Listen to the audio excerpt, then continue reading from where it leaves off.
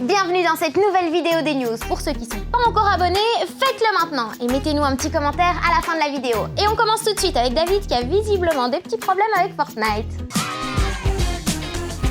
Attendez, je suis en pleine partie de Fortnite avec une classe new de 6ème et je sais pas trop comment faire parce que je suis un tout nouveau joueur et... Oh non, ça c'est quoi ça? Oh, ça recommence! Ah non, j'en ai marre, il faut absolument qu'on arrête d'embêter tous ceux qui sont nés en 2010.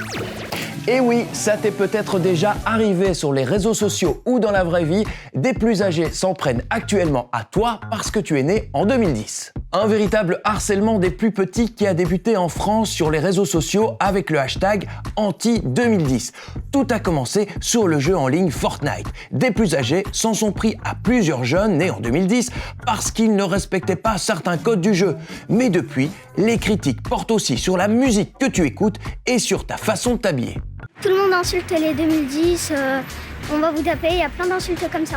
Retourne chez ta maman, salle 2010. Alors, on ne va pas se mentir, des grands qui embêtent les petits, ça existe depuis toujours. Moi par exemple, on m'embêtait tout le temps et je peux te dire que c'est très difficile à vivre, comme le rappelle notre psychologue Fabienne. Les enfants sont mis sous terreur, donc vraiment dans un état de terreur par rapport à retourner sur les lieux de l'école.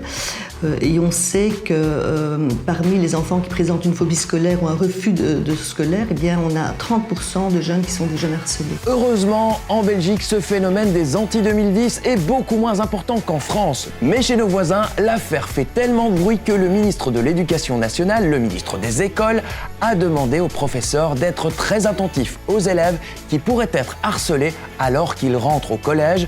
Il a même proposé un contre-hashtag « Bienvenue au 2010 ». Soyez des ambassadeurs contre le harcèlement. Et dites à tous les élèves nés en 2010, dites à tous les élèves de 6e, bienvenue au collège. Les 2010 ont le droit de s'habiller comme ils veulent, ils ont leur propre style vestimentaire. C'est pas parce que les 2010 ont un certain style qu'on doit les harceler. En tout cas, que tu sois né en 2010 ou pas, si tu es victime de harcèlement, la règle d'or c'est « parle-en à un adulte en qui tu as confiance ». Ne garde pas ça pour toi, personne t'en voudra. Hashtag anti-2010 était l'un des mots qu'on aimerait oublier aujourd'hui. Et demain, et après aussi, enfin tout le temps. Chaque 23 septembre a lieu la journée internationale des langues des signes. La langue des signes, c'est celle qu'utilisent les personnes sourdes ou malentendantes pour communiquer. Et comme d'un pays à l'autre, on ne parle pas la même langue, il y a plusieurs langues des signes.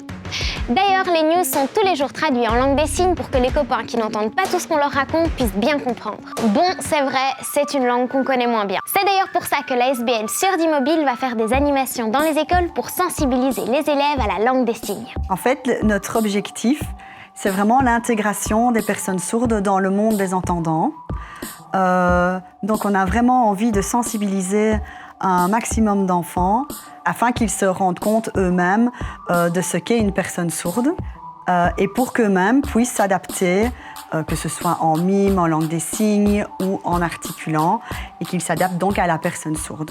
Aujourd'hui, c'est au tour des élèves de l'école Mon École à Lierneux de découvrir comment communiquer avec une personne sourde, comment elle fait pour se réveiller le matin, pour savoir que l'on sonne à sa porte, pour téléphoner, pour regarder la télévision. Toutes des activités qui nous semblent faciles, mais qui pour elles sont de vrais défis quotidiens. On va faire un petit jeu ensemble. On va essayer de trouver les manières pour attirer l'attention d'une personne sourde. Voilà, on sent très légèrement le sol qui tremble, mais c'est vrai que je le ressens. Et après la théorie, la pratique. Il est temps d'apprendre à dire quelques mots. On va d'abord voir les couleurs, justement. Blanc, c'est comme ça, c'est comme le lait. Blanc. Bleu. Moi j'aime bien mimer de 1. J'ai bien aimé apprendre les couleurs en langue des signes.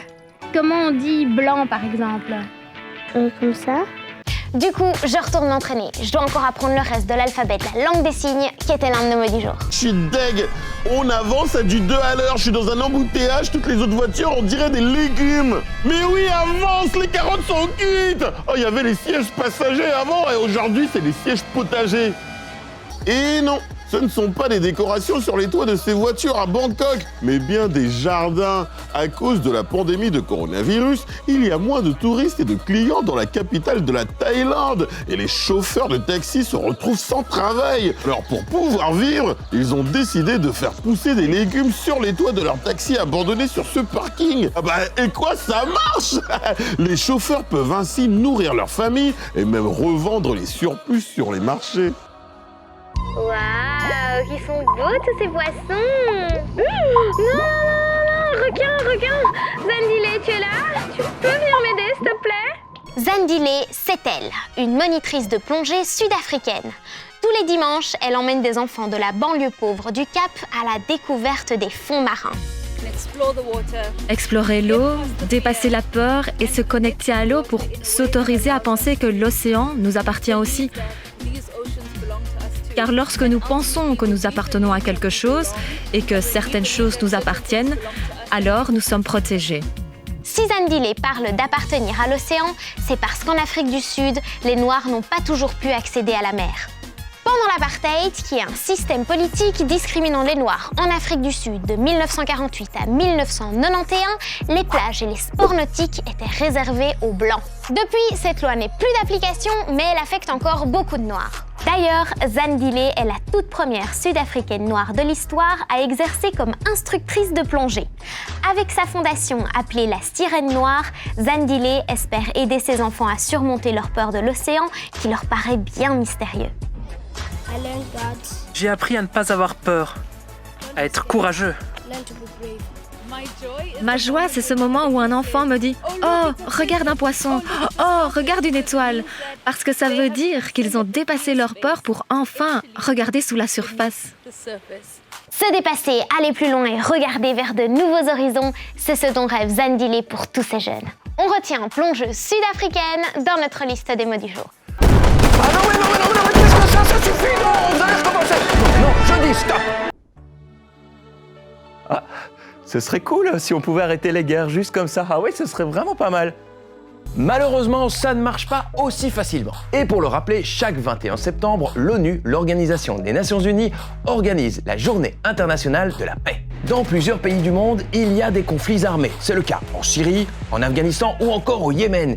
Des hommes et des femmes se battent pour différentes raisons, comme par exemple accéder au pouvoir, lutter pour leur liberté ou se constituer un territoire. Cette journée spéciale a donc une grande importance pour réfléchir à la manière de stopper ces guerres. Peut-être qu'il devrait prendre exemple sur vous, car oui, quand tu te disputes à l'école, comment est-ce que tu fais la paix ?